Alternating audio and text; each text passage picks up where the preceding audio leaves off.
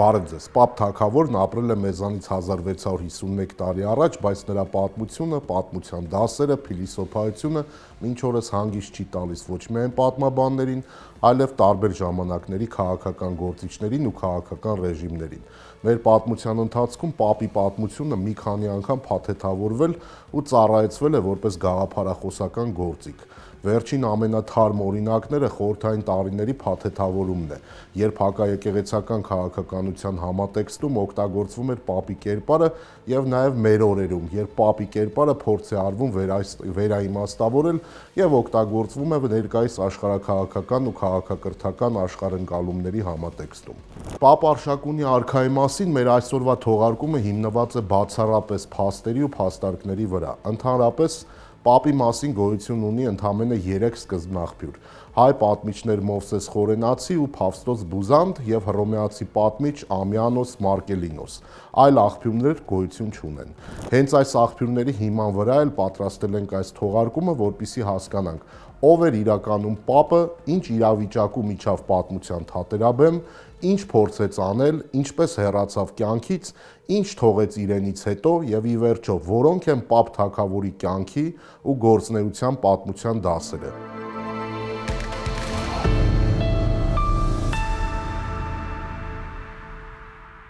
Պապ Թագավորի կերպարը ու նրա շուրջ հյուսված պատմությունը հասկանալու համար նախ եւ առաջ պետք է հասկանալ ժամանակն ու այդ ժամանակի շունչը, Պապի ու Հայաստանի շուրջ ստեղծված իրավիճակը։ Սկսենք Քրիստոսից հետո 4-րդ դարի երկրորդ կեսին Հայաստանի շուրջ ստեղծված միջազգային իրավիճակից։ Այսպես, 4-րդ դարում տարածաշրջանում իրավիճակը վաղուց արդեն պարսկահռոմեական համառ պայքարի համատեքստում էր, որտեղ իր կարևորագույն դերակատարությունն ուներ Մեծ Հայքի թագավորությունը։ 360 թվականին Պարսից Շապու երկրորդ արքան արշավում է հռոմեական Միջագետք, սակայն մեծ հաջողությունների չհասնելով նահանջում է։ Իր հերթին պատասխան արշավանք է նախաձեռնում Հռոմի Կոստանդիոս կայսրը եւ ժամանելով Կեսարիա հայոց արշակ արքային Պապի հորը հրավիրում է հանդիպման։ Մեծ ընծաներ հանձնում նրան եւ խոստանում պարսիկների ոտնձգությունների դեպքում աջակցել Մեծ Հայքի թագավորությանը։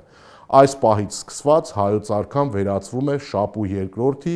անդառնալի թշնամու եւ բոլոր սկզբնաղբյուրները հաղորդում են, որ այս հանգամանքը լավ հասկանալով արշակ արքան երբեք չի փորձել խախտել հայ-հռոմեական այս դաշինքը։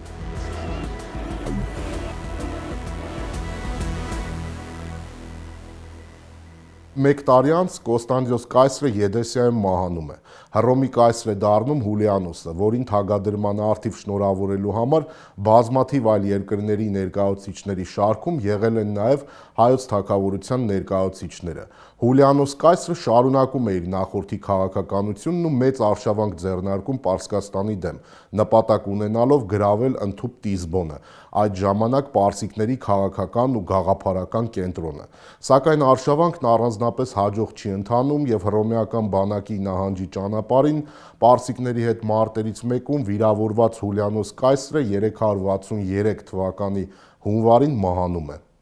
Ահա այստեղ է տեղի ունենում հայոց թագավորության ու հայ արշակունի արքայատոհմի համար ճակատագրական մի իրադարձություն։ Հռոմեական զորքը կայսր է ընտրում Հովիանոսին, որը ճիշտ է մեկ տարի անց պետք է հանկարծամահ լիներ, բայց հիմքը դրեց այն ծանր իրավիճակին, որի մեջ հայտնվեցին Հայաստանն ու անձամբ Արշակ II Արշակունի արքան։ Խնդիրն այն է, որ Հովիանոս կայսրին բացարձակապես չէր հետաքրքրում ոչ հռոմեական կայսրության արևելյան շահերը, ոչ Արշակ II-ի շահերը, ոչ էլ Հռոմի ստանձնած դաշնակցային պարտավորությունները Մեծ Հայքի թագավորության նկատմամբ։ Կայսր հռչակվելուց ընդամենը 7 օր հետո Հովիանոսն ընդունում է Պարսից Շապու արքայի 30-ամյա հաշտության պայմանները։ Դրանք այնքան նվաստացուցիչ էին, որ հռոմեացի պատմիչ Ամիանոս Մարկելինոսն այն անվանում է ամոթալի, եւ հենց այս անվանումով էլ պարսկահռոմեական 363 թվականի հաշտությունը իր տեղը գրավեց համաշխարհային պատմության գրքերի էջերում։ 363-ի ամոթալի հաշտությամբ Հռոմը Պարսկաստանին վերադարձրեց այն երկրները, որոնք Գալերիոս Վալերիոս Մաքսիմիանոսը պարսիկներից գրավել էր ու դա ամրագրել 298 թվականի պայմանագրով։ Բացի դրանից պարսիկներին էին անցնում այնպիսի տարածքներ, որոնք ուղիղ հայոց թագավորությանն էին առնչվում եւ հայ արշակունիների շահերի տիրույթում էին։ Դրանք էին Անդրտիգրիսյան 5 երկրամասերը՝ Աղձնիքը, Մոկքը, Ծավդեքը, Ռեյմենեն եւ Կորդուքը, իրենց 15 ամրոցներով, ինչպես նաեւ Մծբինը, Սինգարան ու Կաստրա Մավրորումը։ Փաստացի Հայաստանը զրկվում էր հարավ-արևելյան անվտանգության գոտուց, որտեղից հետագայում պետք է հայոց միջնաշխարհ ներխուժեին Շապուհի զորքերը։ Ավելին, թե Փավստոս Բուզանդը եւ թե Ամյանոս Մարկելինոսը հայտնում են, որ ամոթալի հաշտությամբ Հռոմը պարտավորվում էր Պարսից Շապու արքայի, հայոց Արշակ II արքայի դեմ պատերազմում չմիջամտել։ Ամյանոսը բառացի գրում է.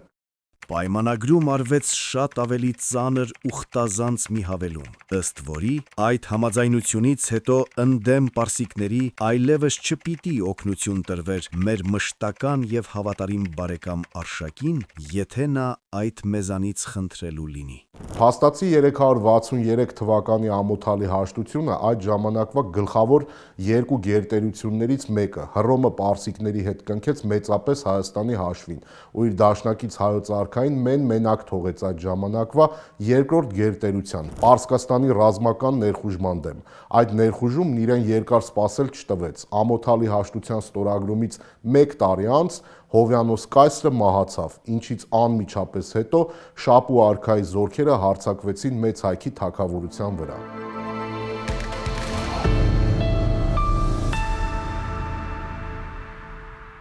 Երկար կանգ չառնելով այս դրվագի վրա, այնուամենայնիվ նշենք, որ պատմագրության մեջ հայտնի տերմինով բնութագրվող հայ-պարսկական քառամյա պատերազմն ընթանում էր փոփոխակի հաջողություններով։ Արշակ II-ին հիմնականում հաջողվում էր արդյունավետ դիմադրություն կազմակերպել, ժամանակ առ ժամանակ պատերազմը նույնիսկ տեղափոխելով հակառակորդի տարածք։ Սակայն ռեսուրսները եւ ուժերը անհավասար էին։ Բացի դրանից պետք է արձանագրել, որ սա Արշակունյաց արքայատոհմի վերջին շրջանն էր, ինչին հատուկ է կենտրոնաձիգ իշխանության խիստ թուլացումը եւ իշխանություն ունեցող էլիտայի բարոյահոգեբանական անկումը։ Բացի դրանից հռոմեական կամ ինչպես մեր օրերում կասեին արևմտամետ կողմնորոշում ունեցող Արշակ II-ի եւ նրան հավատարիմ իշխանների դեմ էին դուրս եկել պարսկական կողմնորոշում ունեցող էլիտայի մի հատվածը, որի հետ անշուշտ ակտիվ հավաքագրման աշխատանք էր տանում Շապու արքայի արքունիքը։ Կար նաև բնական հոգնածության եւ հյուծման գործոնը։ Այսպես հայտնի է, որ Ներսես կաթողիկոսը Մեծ Հայքի ազնվականների հավաք է կազմակերպել եւ հորդորել սատարել Արշակ արքայի պայքարին, սակայն ոչ մեկը չի ցանկացել։ Ավելին, Փավստոս Բուզանդը հայտնում է, որ նույնիսկ կաթողիկոսին հեգնել են, թե եթե Արշակ թագավորը ցանկանում է պատերազմել, ապա թող պատերազմի Վասակ Սպարապետի եւ իր աներ Անդով Քսյունու հետ միասին, քանի որ նույնիսկ նրանք իրեն չեն օգնի։ Նույն Բուզանդը վկայում է, որ Արշակ արքային սկզբում լքել են Աղձնիքի բդեշխը եւ նահանգի նախարարներն իրենց զորքերով, ինչպես նաեւ Նուշիրականի բդեշխը։ Աղձինած բդեշխը ըստ էության երկրամասն անջատել է Մեծ Հայքի թագավորությունից։ Այնուհետև Արշակ II-ի դեմ են դուրս եկել Գուգարած բդեշխը եւ նրա ենթակայության տակ գտնվող ձոր ու կողմ գավառների տերերը, Գարդմանաձորի եւ շրջակա իշխանները։ Արշակ արքայի դեմ ապստամբել են Արցախը, Տմորիկ գավառը եւ Կորդուքը։ Բոլորն անցել էին Պարսից Շապու արքայի կողմը։ Սակայն նույնիսկ այսպիսի իրավիճակում Շապու արքան հասկանում էր, որ ռազմական ճանապարհով Արշակ II-ի հարցը լուծել չի ստացվի եւ դիմել է հայտնի խաբեությանը։ Այսպես, երբ Արշակ II-ը հասկանում է, որ թագավորական իշխանությունը Մեծ Հայքում հոգեվարքի մեջ է, տեղի է տալիս ճնշումներին եւ Պարսից արքային խոնարհական նամակ ու հաշտության ընծաներ է ուղարկում, փաստացի ճանաչելով նրա գերիշխանությունը։ Շապուը դրանով չի բավարարվում եւ Արշակին տեսակցության է հրավիրում Պարսկաստան։ Հավանաբար Արշակ արքան զգացել է ծուղակը եւ Շապուհից անվտանգության երաշխիքներ է պահանջել, ինչը եւ ստացել է։ Համաձայն հին պարսկական հանդիսավոր երդման սովորույթի Շապուհը Արշակին ուղարկում է աղ, կնքած վարազագիր մատանիով ու նաև հավելում է, որ եթե երդումից հետո էլ Արշակը չցանկանա հյուրընկալվել, ուրեմն թող պատրաստվի պատերազմի։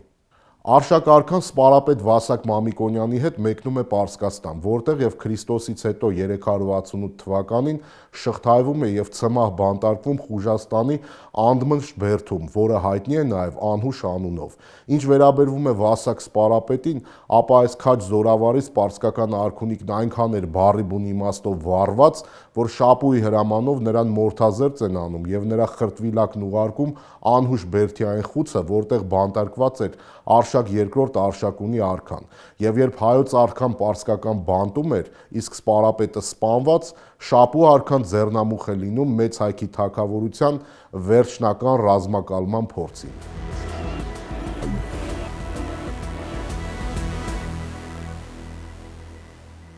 Ահա այս սոսկալի իրադարձություններից անմիջապես հետո է, որ պատմության թատերաբեմ պետք է բարձրանա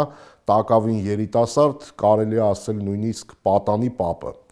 Ինչ գիտենք պապի մասին։ Հաստատ գիտենք, որ հայ արշակունիների արքայատոհմից է։ Մայրը Փարանձեմը Սյունիների նախարարական տոհմից է, Անդովք Սյունի սպարապետի դուստրը, նաև մոր կողմից Փարանձեմը սերում է Մամիկոնյան նախարարական տոհմից։ Ի սկզբանե Փարանձեմը եղել է Արշակ II արքայի եղբորորդու, գնելի կինը։ Արշակի մյուս եղբոր Արտաշեսի որդի Տիրիթը, ով սիրահարված էր Փարանձեմին, համոզում է Արշակ արքային, որ գնելը ցանկանում է սպանել Արշակին ու տիրանալ Արշակունյաց գահին։ 359 թվականի օգոստոսի 29-ին Արշակն իր եղբորորդուն Փարանձեմի ամուսին գնելին հրավիրում է շահապիվան, մասնակցելու Նավասարդի տոնախմբությանն ու սպանել է տալիս նրան։ Շատ չանցած Արշակը համոզվում է, որ իր եղբորորդուն գնելին սպանել է իր մյուս եղբորորդու Տիրիթի զրպարտության արդյունքում եւ սպանել է տալիս նաեւ Տիրիթին։ Ավելին, ինքն է կնության առնում Փարանձեմին եւ շուտով ծնվում է պապը։ Պատմաբանների շրջանում մինչև հիմա կա բանավեճ, թե ով է պապի բիոլոգիական հայրը, Արշակը թե գնելը, սակայն մի բան պարզ է՝ պապը հաստատ արշակունի էր։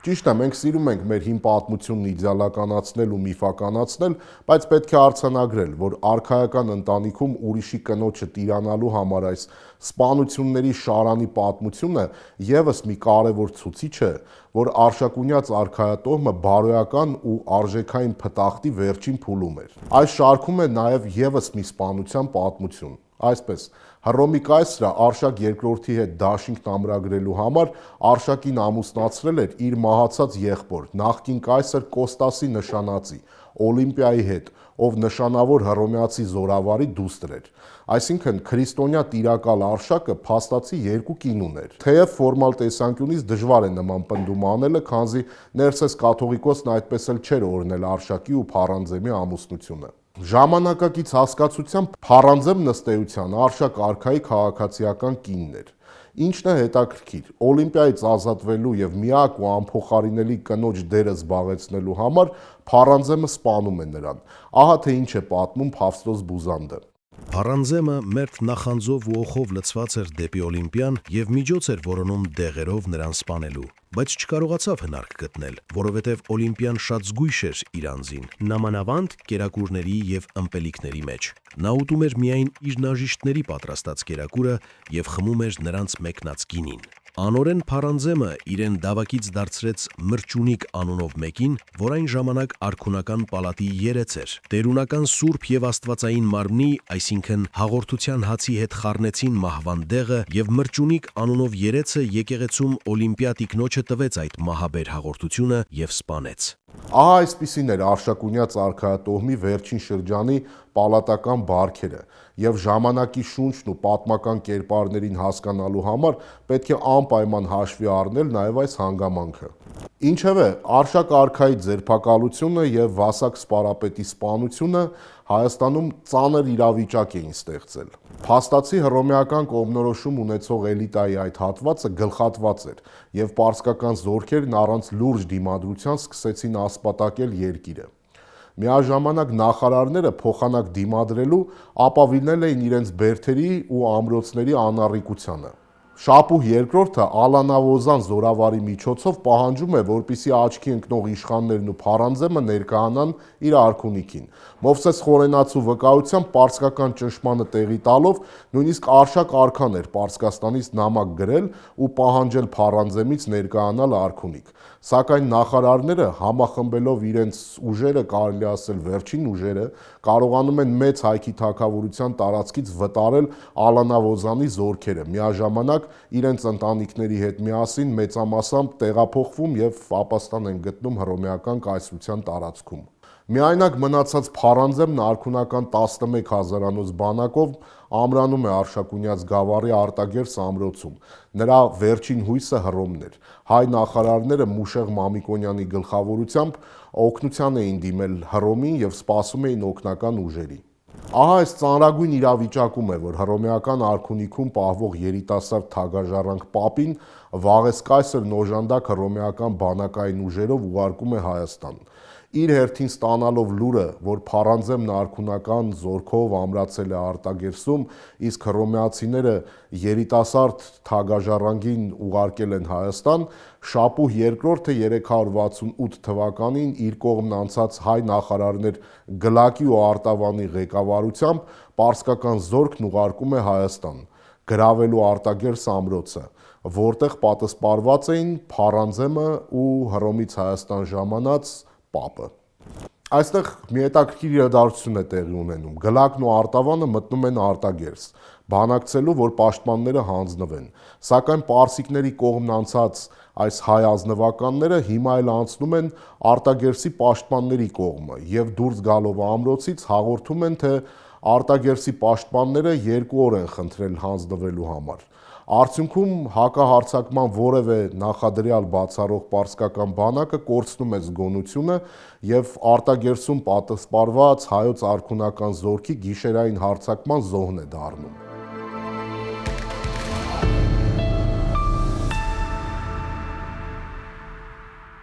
Մոր հորդորով Պապը կրկին մեկնում է Հռոմ, որտեղ Վաղես կայսրը Պապին իր շքախմբով տեղակայում է Նեոկեսարիայում։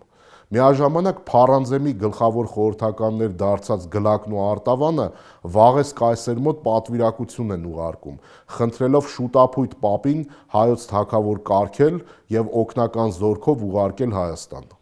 Իրականում ամոթալի հաշտության պայմանները Հռոմը դեռ վախենում էր խախտել, սակայն պարսիկների կողմից մեծ հայքի թագավորության ամբողջական ռազմակալումը ստրատեգիական սպառնալիք էր ստեղծում հռոմեական կայսրության ամբողջ արևելյան շահերի համար, հարվածի տակ դնելով հռոմեական Միջագետքի, Կապադովկիայի եւ Պոնտոսի անվտանգությունը։ Ուստի Ամիանոսի վկայությամբ 369 թվականի գարնանը Վաղես կայսրը Տերենտիոս զորավարին հանձնարարում է երիտասարդ Պապին տեղափոխել Հայաստան ու իշխանության գլուխ դնել, առանց թագադրմամբ, որովհետև Պապի թագադրումը կնշանակեր, որ Հռոմն ուղղակիորեն խախտում է ամոթալի հաշտության պայմանները։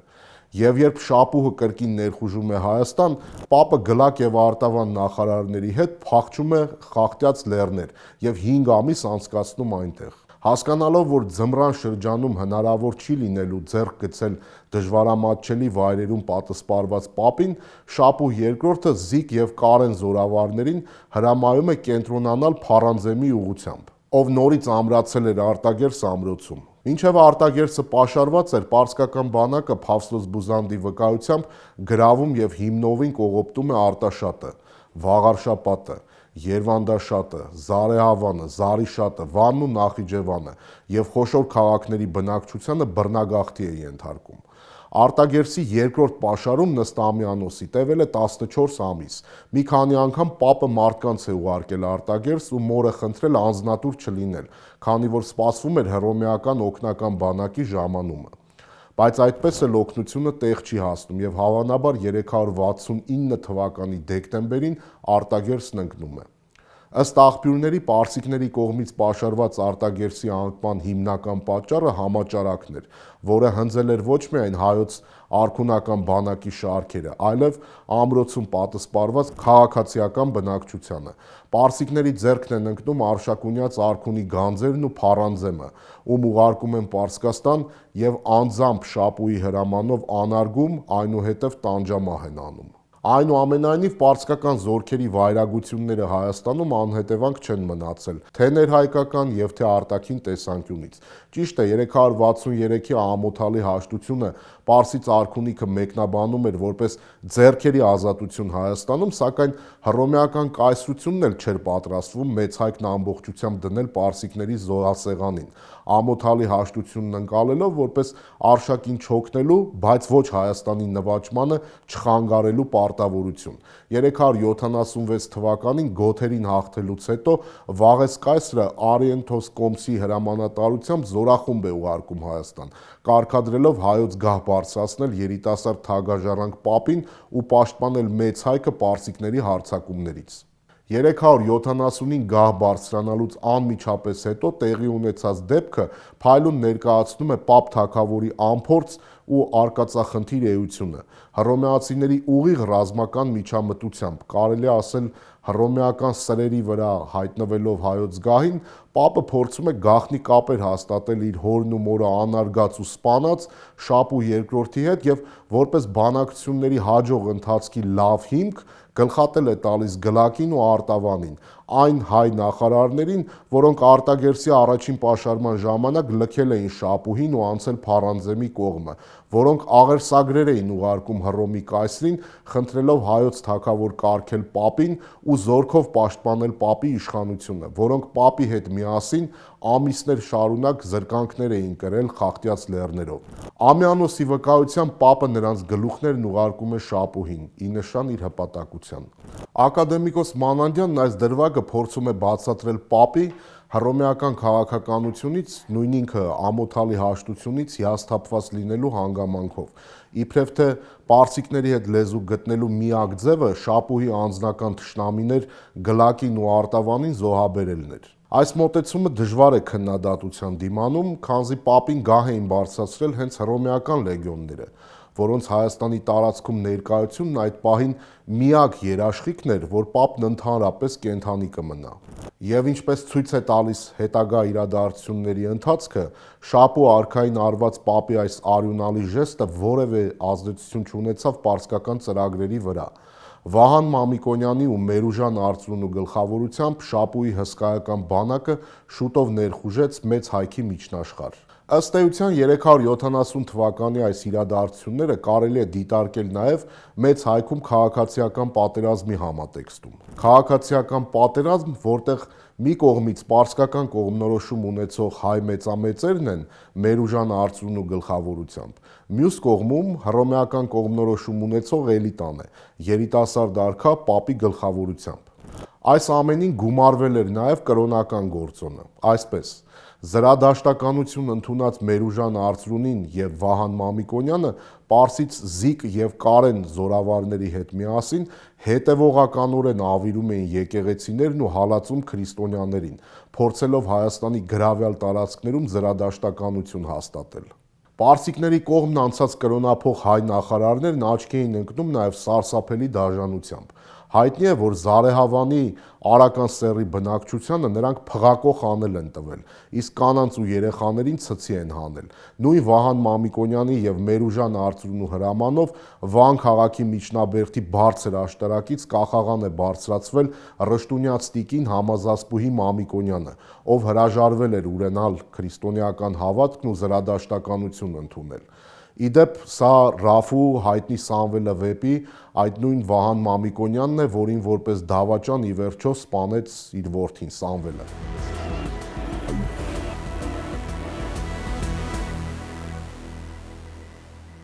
Ուշագրավ է, որ պարսկական զորքերի ու պարսիկների կողմն անցած հայ նախարարների դեմ զինված պայքարում Պապը նախ եւ առաջ ապավինեց հայ եկեղեցուն։ Պապի խնդրանքով արքունի բանակ է ժամանում Ներսես մեծ կաթողիկոսը, ով Բուզանդի վկայությամբ գնել արշակունու սպանությունից հետո հրաժարվել էր ոտք դնել այդտեղ։ Ներսես մեծի օգնությամբ եւ հռոմեացի հրամանատարների աջակցությամբ Պապին հաջողվում է իր շուրջը համախմբել երկրի ազնվականության մեծ մասին ու վերականգնել հայոց բանակի մարտունակությունը։ Շատ շուտով Պապի բանակը արդյունավետ մարտեր սկսեց վարել հայոց միջնաշխարհում, ինչի արդյունքում մարտերում զոհվեցին անգամ Շապու արքայի երկու գլխավոր զորահրամանատարները՝ Զիկը եւ Կարենը։ Դուզանդի վկայությամբ սպարապետ Մուշեղ Մամիկոնյանը քոքահան էր անում պարսիկների ստեղծած զրադաշտական ատրուշաններն ու մազդեզական քրմերին կենդանի այրել էր տալիս։ Ավելին, Շապու արքայի կողմն անցած հայ մեծամեծերին մորթազեր ծանել էր տալիս եւ նրանցից խոտով լցված խրտվիլակներ էր պատրաստում ու դրանք կախել տալիս բերդերի պարիսպներին, դրանով լուծելով հոր մորթազեր ծարված վասակի վրեժը։ Իսկապես կարելի է հիանալ Մուշեղ Մամիկոնյանի ռազմական տաղանդով։ Որպես հմուտ զորավար նա հասկացել էր, որ Շապու արքան չի հանդուրժելու պարտությունը Հայաստանի միջնաշխարհում եւ նոր բանակ է ուղարկելու։ Մուշեղ սպարապետը նաեւ նոր ներխուժման ուղղությունն էր ճիշտ կանխագուշակել, այն է հարձակում Ատրպատականից։ Եվ երբ Շապու երկրորդի բանակը վրաններ է խփում ներկայիս Թավրիզի մոտակայքում, չիմանալով, որ Մուշեղ Մամիկոնյանն արդեն իսկ մոտակայքում է, անսպասելիորեն հայոց բանակը գրոհում է պարսիկներին ու իսկական ջարդ կազմակերպում։ Շապու արքան եւ Մերուժան Արծրունին Թավրիզից բախտի բերմամբ են կարողանում ճողոպրել։ Պարսից արքունական գանձերն ընկնում են Մուշեղ Մամիկոնյանի ձեռքը։ Ավելին, տեղի է ունենում ամենաստորացուցիչ բանը, որ կարող էր տեղի ունենալ Արևելքում։ Մուշեղ Մամիկոնյանի ձեռքերում է հայտնվում Շապու արքայի կանանոցն ու անձամբ Իրանի շահնշահի տիկնած տիկինը։ Գերեվարված պարսից ավագանու ներկայացուցիչներից 600-ին Մուշեղ Մամիկոնյանը մորթազեր ծանել է տալիս, վարվելով նրանց հետ այնպես, ինչպես իրենք էին ոչ վաղ անցյալում վարվել իր հոր հետ։ Այս դաժանությանը զուգահեռ Մուշեղ Մամիկոնյանն առաջին հայացքից ասպետական քայլի է դիմում։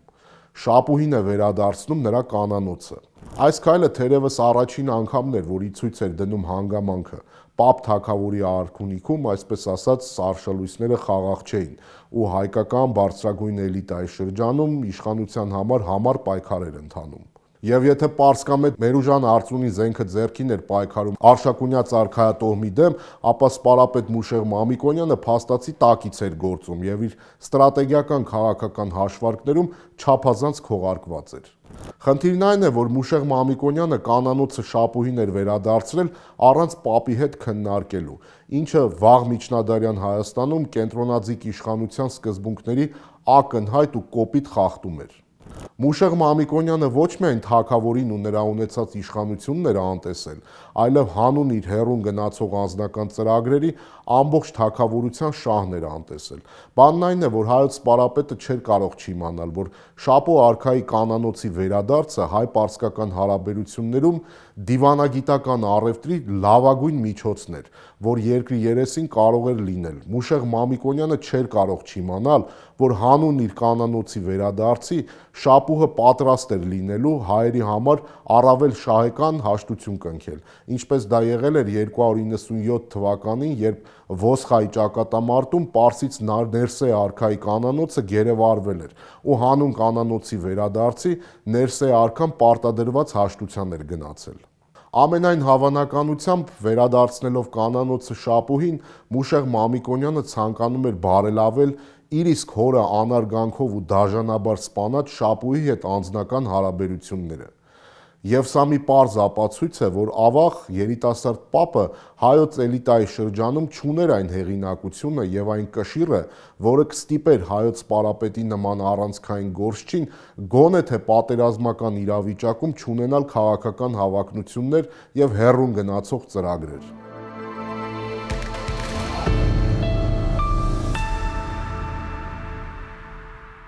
Մինչ Պապ թագավորը Հայաստանում ամրապնդում էր իր իշխանությունը, Շապու II-ը ոչ մի ուշադրություն չդարձնելով Մուշեղ Մամիկոնյանի այսպես կոչված վեհանձնությանը 371 թվականին կրկին Ատրպատականի վրայով ներխուժում է հայոց միջնաշխարհ։ Հայկական բանակը կենտրոնանում է Բագավանում, որտեղ հայերին են միանում Եռանդում եւ Բախշիում հաստատված հռոմեական զորքերը։ Ըստ սկզբնաղբյուրների Բագավանում կենտրոնացած հայոց զորքը 90,000-ի էր հասնում։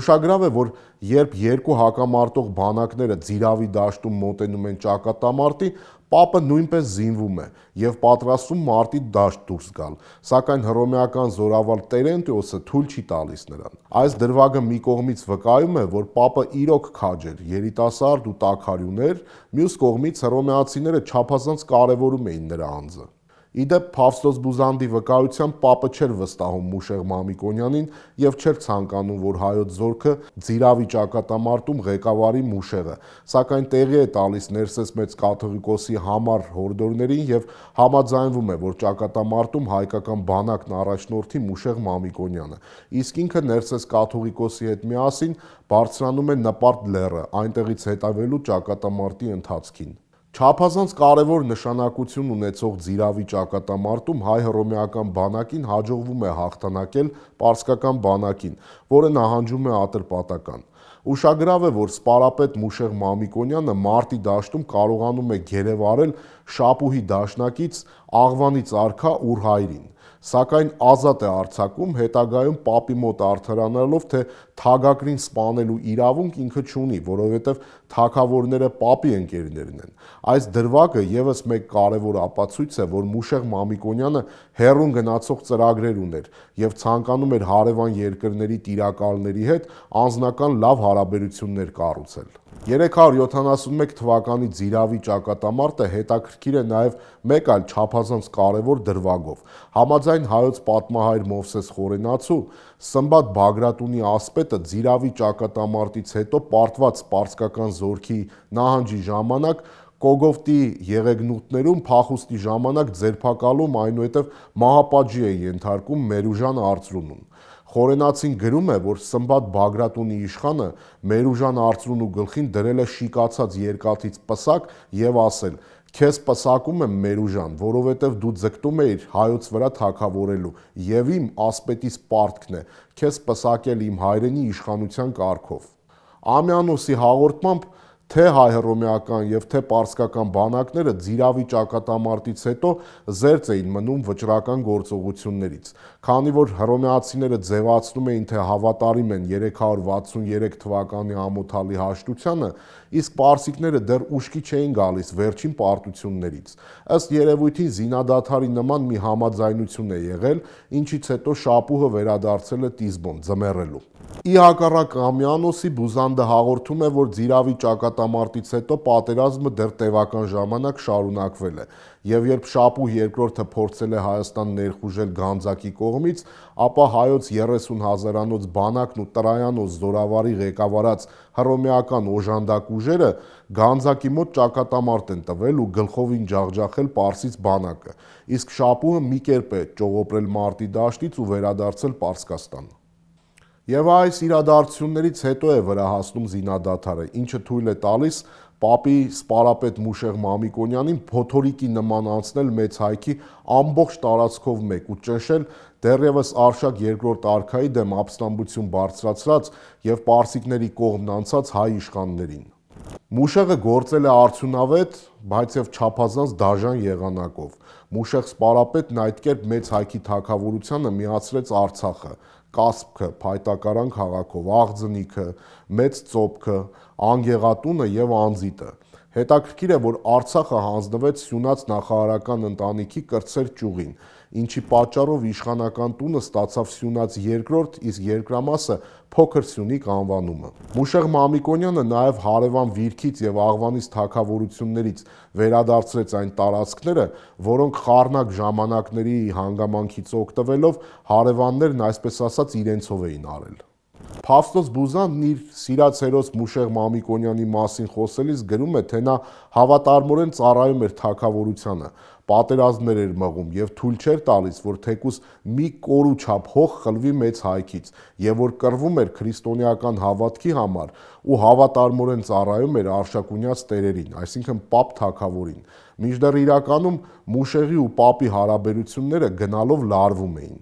Կարելի է ենթադրել, որ Մուշեղ սպարապետը համարում էր, որ իրական ուժն իր ձեռքում է եւ ոչ թե Պապի, իսկ երիտասարդ արքային դա դուր չէր գալիս։ Մինչ Մուշեղ Մամիկոնյանը զբաղված էր մեծ հայքի թագավորության ամբողջական ազատագրությամբ եւ թագավորության կենտրոնաձիգ իշխանության համակարգի վերականգնմամբ, ի հայտ են գալիս Պապ թագավորի եւ Ներսես կաթողիկոսի հակասություններն ու լարված հարաբերությունները։ Հայ պատմիչները հաղորդում են, որ օգտվելով հարաբերական կայունությունից Ներսես կաթողիկոսը փորձում էր ամոքել եկեղեցու կորուստները, որոնք վրա են հասել պարսկական մի քանի ավերիչ արշավանքների հետևանքով։ Միաժամանակ պատմիչների հաղորդման Պապը փորձում էր ինչ-որ կերպ վերականգնել արքունի տնտեսությունն ու եկամուտները, սակայն հաշվի առնելով իր նախորդի Արշակ արքայի հետ տեղի ունեցածը, նա արքունի տնտեսական հիմքերը փորձեց ամրապնդել ոչ թե նախարարական տների հաշվին, այլ եկեղեցու, քանզի ի տարբերություն նախարարների եկեղեցին զինված չէր եւ ապստամբելու հնարավորություն ուղղակի չուներ։ Ըստ ամենայնի, Պապին կաշկանդել է Ներսես կաթողիկոսի մեծ հեղինակությունը, եւ քանի դեռ կար Ներսես մեծը, Պապը վճռական քայլերի չի դիմել եկեղեցու դեմ, եւ շուտով վրա է հասնում Ներսես կաթողիկոսի մահը։ Ըստ Փավստոս Բուզանդի 373 թվականին Պապը Ներսես կաթողիկոսին հրավիրում է եկեղյաց գավառի Խախավան ընթրիքի։ Կաթողիկոսի համար շքեղ ընդունելություն է կազմակերպվում, իսկ Պապ թագավորն անձամբ է մատրվակում Ներսեսին ու հենց ընթրիքի ժամանակ էլ թունավորում է Ներսեսին։ Կաթողիկոսը իսկույն դա հասկանում է եւ Տիրոջը խնդրելով ընդունել իր հոգին, հեռանում է իր կացարանը։ Նրա մոտ են հավաքվում Մուշեղ Մամիկոնյանը, Հայր Մարտպետը եւ սեղանակից մյուս նախարարները, ու տեսնելով կաթողիկոսի ծանր վիճակը առաջարկում են հակաթույն ընդունել, սակայն նա հրաժարվում է։ Սա հաղորդում է Բուզանդը, սակայն այս դեպքերից շուրջ 1500 տարի անց 19-րդ դարից սկսած հայտնվում են տեսություններ, թե իրականում Պապը չի թունավորել կաթողիկոսին, Ներսեսն ունեցել է թոքերի անբուժելի հիվանդություն, որից էլ մահացել է, եւ հենց այդ պատճառով էլ հրաժարվել է հակաթույն ընդունել։ Այս տեսությունն առաջինը առաջ է քաշել Մաղաքիա Օրմանյանը, նրան շարունակել են Ստեփանոս Մալխասյանցն ու Հակոբ Մանանձյանը, եւ այնուամենայնիվ այս ամենը նման է Պապին մաքրագրելու փորձի, որովհետեւ փաստը մնում է փաստ։ Կաթողիկոսը մահացել է Պապի կազմակերպված խնջույքից անմիջապես հետո, արքունի տիրույթներում, իսկ Արշակունյաց արքունիքում, ինչպես մենք արդեն գիտենք, Պապի մոր Փարանձեմի եւ Օլիմպիայի պատմությունից նման արարքներն ընդունված մեթոդներ էին մրցակիցներից ազատվելու համար։ Բացի դրանից կա եւս մի կարևոր փաստ, որը խոսում է Պապի կողմից կաթողիկոսին թունավորելու հանգամանքի օգտին։ Այսպես, ժամանակագրորեն հայտնի է, որ Պապի քայլերը հայ եկեղեցու դեմ իրականացվել են Ներսես մեծի մահից հետո միայն։ Նաև հայտնի է, որ 371-ի Ձիրավի ճակատամարտի օրերին Պապն ու Ներսեսը սեր դաշնակիցներ ու համախոհներ են եղել։ Միասին էին Նպարտ լեռան վրայից հետևում ճակատամարտին ու Ներսեսն այնպիսի մեծ ազդեցություն ուներ Պապի վրա, որ կարողանում էր անգամ զինվորական կադրային հարցերին միջամտել։ Չմոռանանք, որ հենց Ներսեսի հորդորներով է Մուշեղ Մամիկոնյանին հանձնվել Ձիրավի ճակատամարտում հայոց զորքն առաջնորդելու պարտականությունը։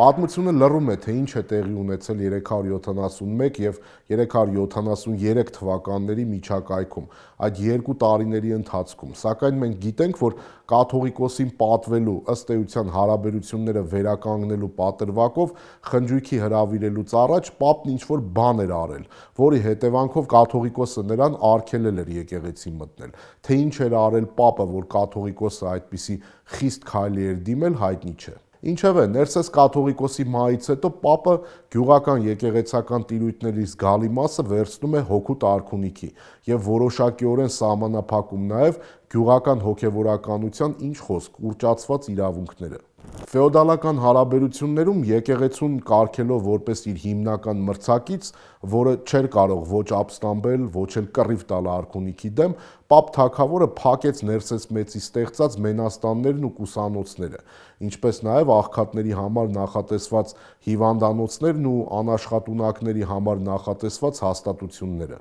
Խորհրդային պատմագիտությունը սա հիմնականում ներկայացնում էր այն լույսի ներքո, թե իբր Պապը ցանկանում էր ծնելիությունը խրախուսել, ուստի եւ մենաստաններն ու կուսանոցները փակում էր, կամ թե անաշխատունակների համար եկեղեցական հաստատությունները փակում էր, քանզի դրանք վերածվել էին անկյալանոցների։ Մինչդեռ հարց է ծագում, ինչու պետք է Ներսես մեծը անկյալանոցներ ստեղծեր ու անկյալներին հավաքեր իր շուրջը։ Ամենայն հավանականությամբ այդ հաստատություններում ապաստան էին գտել երկարատև պատերազմներում հաշմանդամ դարձածները, եւ ով պետք է հոգ տաներ նրանց նկատմամբ, եթե ոչ եկեղեցին։ Կամ մենաստաններն ու կուսանոցները ինչ ծավալի պետք է լինեին, որ ազդեին ծնելիության վրա, ու սա այն դեպքում, երբ ծնելիությունը խրախուսելը հայ առաքելական եկեղեցուն բնորոշ է եղել հիմնադրման առաջին իսկ պահից։ Ավելին, հայտնի է, որ Ներսես Մեծն արգելել էր ընտանեկան բաժանությունները, իսկ նրա մահից հետո Պապը թույլատրեց դրանք։ Պապ թագավորը թույլատրեց նաև հեթանոսական որոշ պրակտիկաներ, ինչը ժամանակին կտրականապես արգելել էր նույն Ներսես Մեծ կաթողիկոսը։ Օրինակ, մահացածների վրա անհուսությամբ լաց լինելը եւ հեթանոսական սովորությամբ նրանց ողբալը։ Պետք է նշել, որ ամենայն հավանականությամբ Պապը եկեղեցական այս հաստատությունները փակում էր ոչ թե գաղափարական համոզմունքներից, այլ պարզ տնտեսական հաշվարկներից ելնելով։ Եկեղեցին կարող էր փաստարկել, որ գյուղական տիրույթներն անհրաժեշտ են, որպեսզի եկեղեցին կարողանա այդ հաստատությունների ծախսերը հոգալ, իսկ փակելով դրանք Պապը եկեղեցուն զրկում էր այդ փաստարկից։ Մեր օրերում իրոք դժվար է ասել, թե գիտակցված, թե չգիտակցված, բայց Պապը հայ եկեղեցու մասով պատմական նշանակության շատ մեծ քայլ է արել։ Խնդիրն այն է, որ ըստ գործող կարգի հայոց հովվապետին ձեռնադրում էր Կեսարիայի մետրոպոլիտը, Մեծ Հայքի եւ Փոքր Հայքի եպիսկոպոսների երաշխավորական նամակների հիման վրա։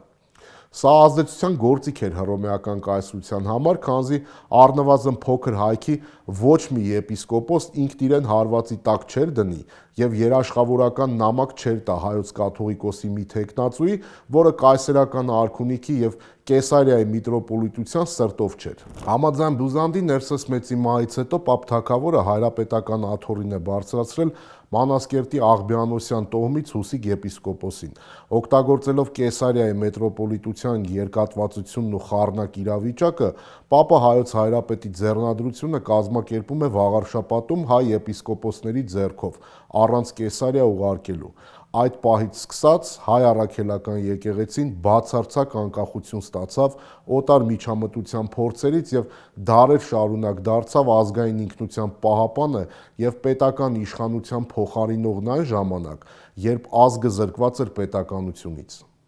Հիմա իրոք դժվար է ասել, տակավին երիտասարդ արքապապը գնացել է այդ քայլին հանուն ազգային անկախության եւ հոգեվոր ինքնիշխանության, թե սեփական իշխանությունն է զուտ փորձել ամրապնդել, սակայն փաստը մնում է փաստ, հայոց եկեղեցին բացարձակ անկախ է դարձել հենց Պապ թագավորի օրոք։ Պապի եկեղեցական այս քայլը ամենայն հավանականությամբ Գլակի ու Արտավանի սպանությունից հետո երկրորդ ազդանշանն էր հռոմեական կայսրությանը, որ Մեծ Հայքում իրենք խնդիր ունեն։ Դժվար չէ կռահելը, որ Հռոմում հասկանում էին, իրենց օգնությամբ իշխանության եկած եւ Մեծ Հայքի թագավորության տարածքային ամբողջականությունը վերականգնած Պապը կասկածելի շարժերի մեջ է։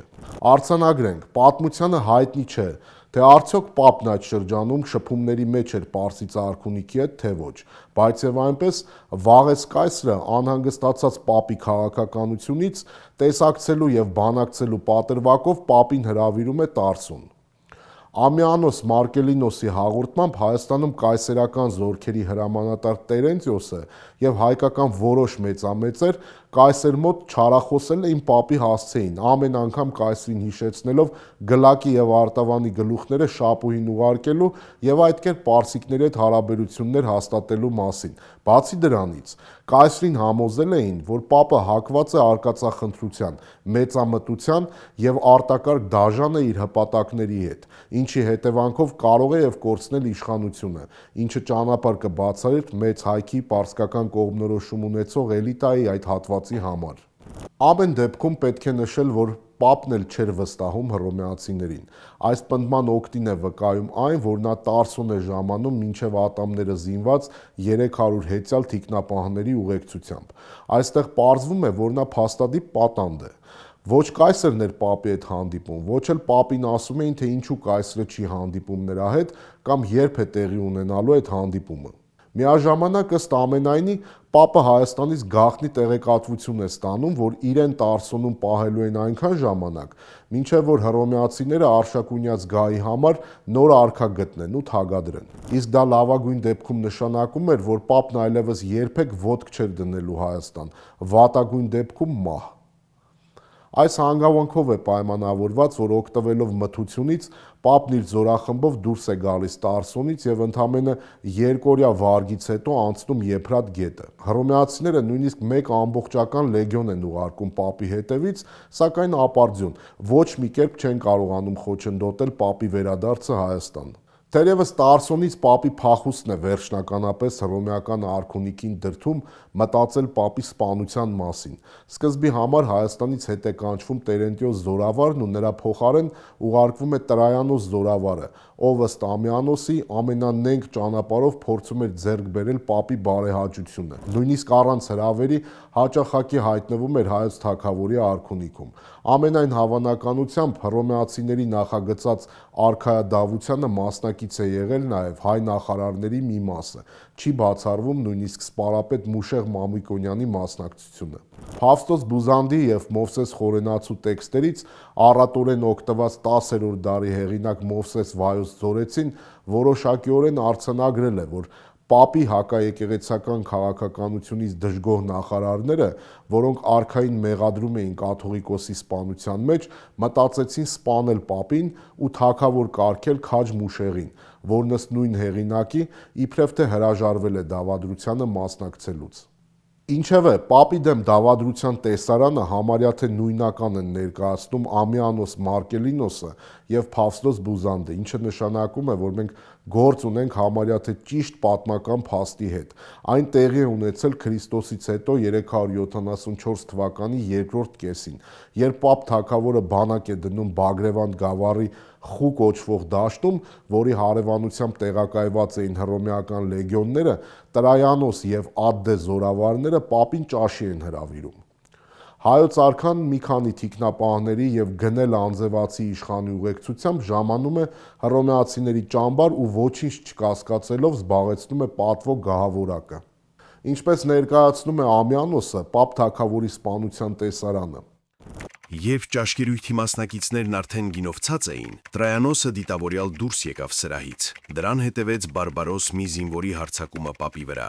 Թագավորը, ով հենց այդ ժամանակ իր բազմոցից մի փոքր կռացել էր դեպի մյուս կողմը եւ երբ իր վրա հարձակվող զինվորին տեսավ, վեր կացավ ու հանեց դաշույնը, որպեսի իր կյանքը որքան հնարավոր է պաշտպանի, սակայն նա վայր ընկավ կրծքից խոցված որպես ամոթալի մի զոհ եւ նողկալիորեն հոշոտվեց հաճախակի հարվածներով։ Այսպիսի անարգ նենգությամբ դյուրահավատությունը խարդավանվեց, օտարականի արյունը փրփրալով թափվեց շքեղ սեղանացածկոցի վրա դեմ հանդիման հյուրասիրության Աստծո հյուրընկալության ժամանակ, որը նույնիսկ Եվքսինյան Պոնտոսի կողմերում խղճամիտ երկյուղացության է արժանանում, եւ այնուհետև ճաշկերույթի մասնակիցները չափից դուրս հագեցված բոլորովին սարսափահար եղան եւ փախան։ Պապը սպանվեց, երբ դեռ 20 տարեկան էլ չկար, կամ այդ տարիքի մոտակայքում էր, գուցե մի քիչ ավել կամ մի քիչ պակաս։ Նա թագավորեց ընդամենը 4 տարի։ Հետաքրքիր է, որ Պապի սպանությունից հետո, երբ մեծ հայքի մեծամեծերը հավաքվում են որոշելու հետագա անելիքները, Մուշեղ սպարապետն ու հայր Մարտպետը մի շարք այլ նախարարների հետ միասին հանգստացնում են հավաքվածներին, թե անհրաժեշտություն չկա հռոմեացիներից վրեժխնդիր լինել հայոց արքայի սպանության համար եւ պետք է Հռոմի հետ շարունակել լավ հարաբերություններն ու փորձել վաստակել կայսեր բարյացկամությունը։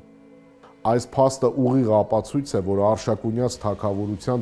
ուշ շրջանի հայկական էլիտան թե հռոմեական կողմնորոշման եւ թե պարսկական կողմնորոշման հատվածներով կամ մասնակցել է կամ առնվազն խնդիր չունեցել իր արքայի, Պապի ֆիզիկական ոչնչացման գաղափարի հետ։ Ու սա պարզ ապացույց է, որ Արշակունիների արքայատոմն այլևս իր գոյության մայրամուտում էր։ Ոչ երբեմնի ուժն ուներ, ոչ էլ երբեմնի հեղինակությունը։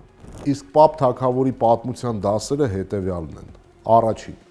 չի կարելի գերտերության օգնությամբ գալ իշխանության եւ մտածել, որ կարելի է այդ գերտերության շահերը հաշվի չառնել կամ ինչպես ասում են, գցել այդ գերտերությանը։ Պատմությունն ապացուցում է, որ նման դեպքերում սովորաբար ավարտում են այնպես, ինչպես Պապն ավարտեց։ Երկրորդ. ողբերգություն է երկրի համար եւ ողբերգական է հենց անձի համար, որ տիրակալ է դառնում 15-16 տարեկան պատանին, ով ոչ ներքաղաքական գործընթացների, ոչ միջազգային հարաբերությունների փորձ եւ մեծ գիտելիքներ չունի։ Երրորդ, բացարձակապես անընդունելի է պատմության եւ պատմական կերպարների իդեալականացումը, քանզի անցյալի պատմության միակ, կրկնում եմ, միակ իմաստը դասեր քաղելն է, իսկ դասեր քաղելու համար անհրաժեշտ է ճշգրիտ դիագնոզ եւ ոչ թե իդեալականացում կամ առավել եւս գաղափարախոսականացում։ Դուք դիտում եք Մանդելայի էֆեկտը, կհանդիպենք։